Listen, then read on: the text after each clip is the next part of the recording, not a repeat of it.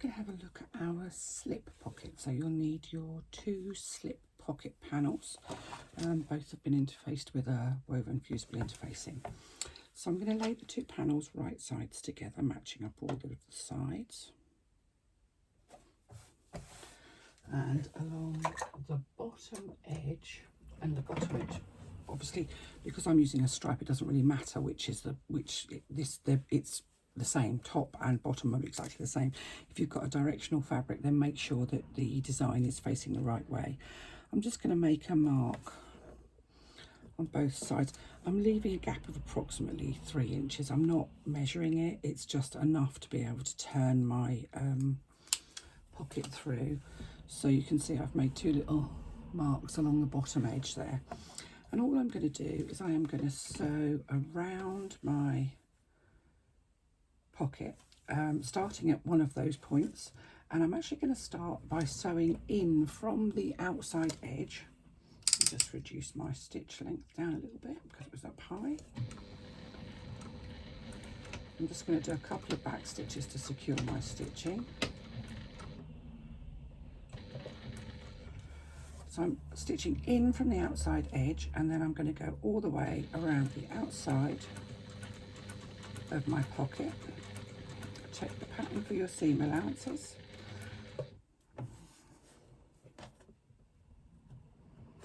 If you feel safer using clips to keep these held together, then please do use clips. I tend to not. That's just years of experience. It's nothing more. And I like to live life on the edge.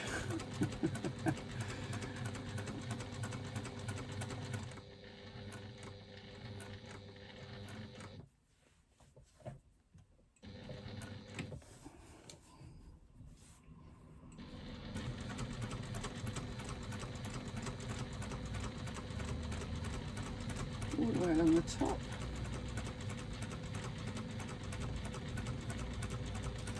And there are hundreds of different ways of doing a slip pocket. You can do a slip pocket where you create out of one piece of fabric that's then folded in half, and the folded edge becomes the top edge of a slip pocket.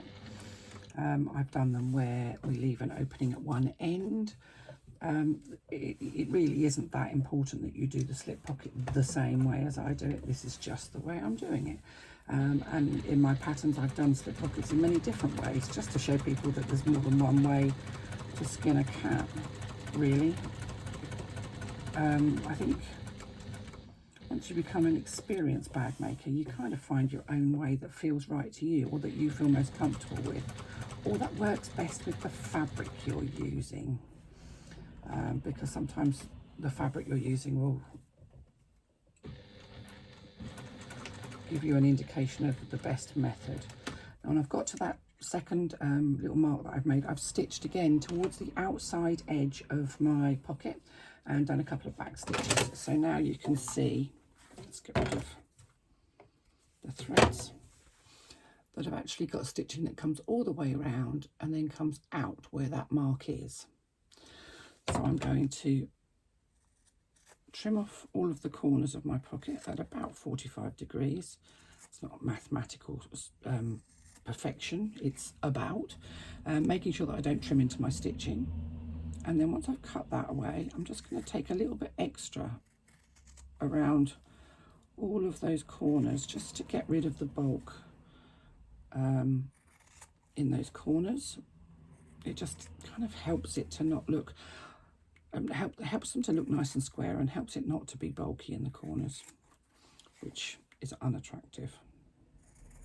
So you're basically creating confetti. I don't know what I've done with my corner turner thingy. I don't know, I might have to use my fingers and be done with it. So now I'm going to turn my slip pocket right side out. So you can turn it easily through that gap that you've left at the bottom. That's not a big drama. If you prefer to leave a smaller gap, it's all fine. With so many of these things, there's no right or wrong. There's just lots of ways. So use a pointy tool or whatever is your sort of chosen thing to make sure that the corners are all poked out nicely. Don't poke them out so far that the stitching bursts, because you don't have a lot of fabric around them. So just be gentle, but you want the pocket to be square.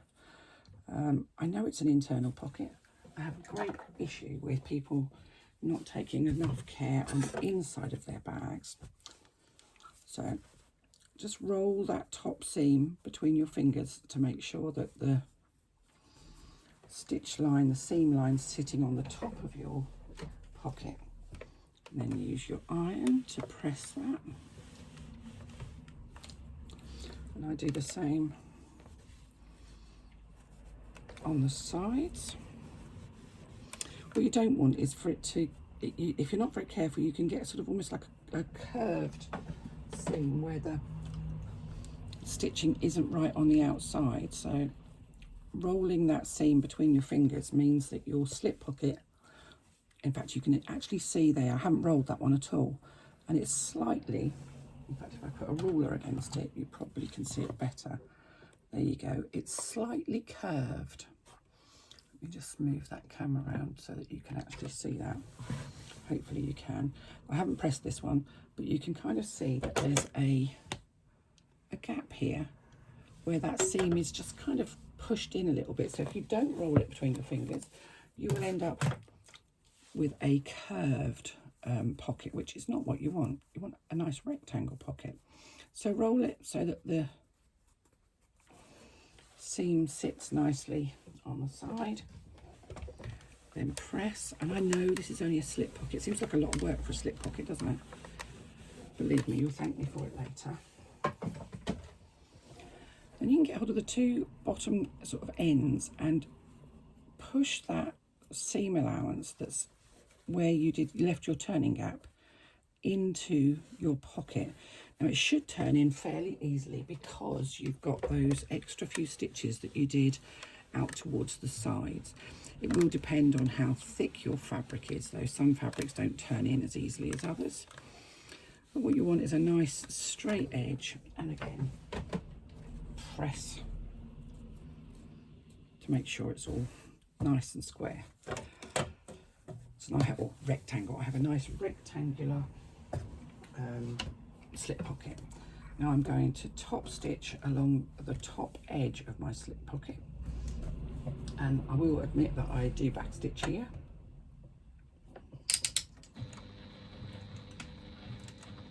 Just a couple of stitches though.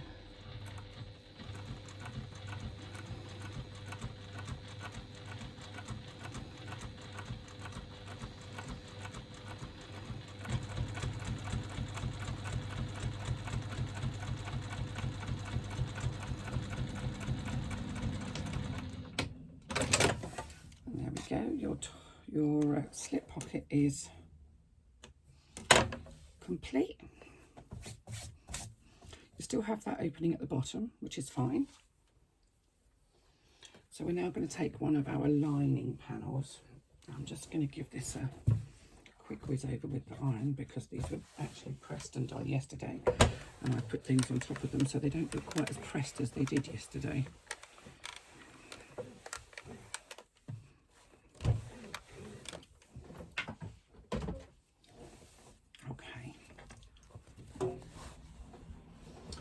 So I'm going to take my main lining panel and I'm going to fold it in half so the two sides match. I'm going to finger press the centre, which will give me a sort of a central line on my panel. And then I'm going to take my ruler, and what I would say is we need a line that is 4 inches down from this top edge, and the top edge is the one that's got the curves. However, because this fabric is quite light in colour, if I use my chalk marker it doesn't actually show. So what I'm going to do is I'm just going to use the ruler, and this bottom edge of the ruler is 4 inches from the top. I'm going to take my slip pocket and I'm going to fold that in half to find the centre, and just again finger press it, and I'm going to lay my slip pocket onto my lining panel so that the finger pressing that I did on the pocket sits centrally onto that folded line that I've got on my main lining, and the top edge of my pocket, which is the edge that's got the top stitching on it, sits on that 4-inch line. So 1, 2, 3, 4 inches from the top, and you can see that that's sitting centrally. I would normally say just mark it, but because this fabric is stripy, it doesn't show the white marks from my chalk marker. Now, if you want to pin that in place, you can pop a couple of pins through it. I suggest usually using the longer sort of quilting pins if you're going to pin it, the sort of things like that, because if you tend to use the small ones, you'll often get kind of puckers, which means when you stitch, you'll end up with a slightly puckered shape pocket. I don't stitch, I just lay it. Oh, I don't pin, I just lay it and stitch. So I'm going to do exactly that. So I'm top stitching here around the outside of my pocket at an 1/8 of an inch seam allowance to secure my pocket to my lining panel.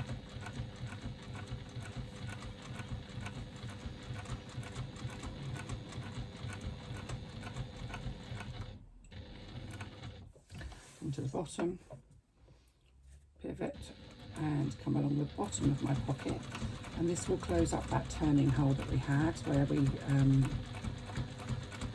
turned our pocket through.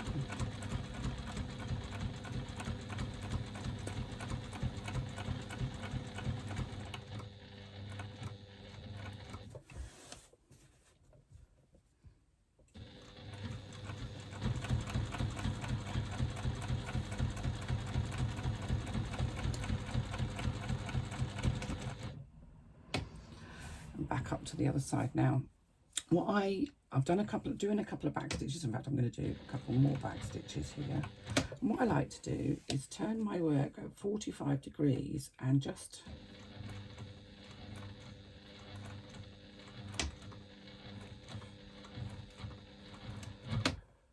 do a little triangle of additional stitching, and I will do that on both sides here, and I'll tell you why in a second. So I'm just going to do the same thing on the other side of my pocket. Now, slip pockets are stress points. We tend to put far more in a slip pocket than is actually reasonable to put in. Let's just get rid of the edges, the extra bits. And this corner where you've got your pocket attached to your lining becomes a stress point. So you're stuffing things in there and you're stuffing things in there, and eventually what will happen is that this stitching here on the edge of your pocket will rip your lining. So what I do is add an extra little tiny triangle in the corner. I think you can probably see that on both sides. I've done the same. This is the same as if you look at your jeans pocket. It's exactly the same on a jeans pocket, and that's designed so because people tend to put their hands in them, or gents put their wallets in them, so they get a lot of stress. And we, you know, most of us have got jeans that we've had in our wardrobes for goodness knows how many years, because jeans last forever, but they won't if the pockets rip. So I add an extra little bit of triangle there just to reduce the stress on that corner of the pocket. Now, if you want to, you can leave your slip pocket whole like that. I personally prefer to divide mine into two, and I can still see my central fold, so I'm going to use that central fold as my mark to do my stitching. I stitch from the bottom to the top, so I stitch from the closed bottom to the open top, and the reason I do that is because if there's any stretching in my fabric, it won't show at the top, whereas if I stitch from the top to the bottom, I'll end up with a pucker at the bottom of my pocket, which will annoy me. So one back stitch at the bottom to secure, stitching from the bottom of my pocket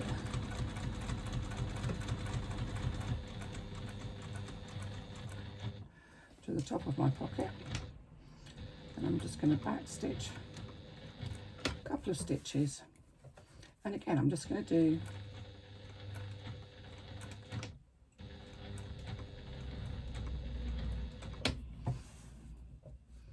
a little extra, let's call it a crow's foot or something like that, shall we? just to reduce the stress on the tops of those pockets.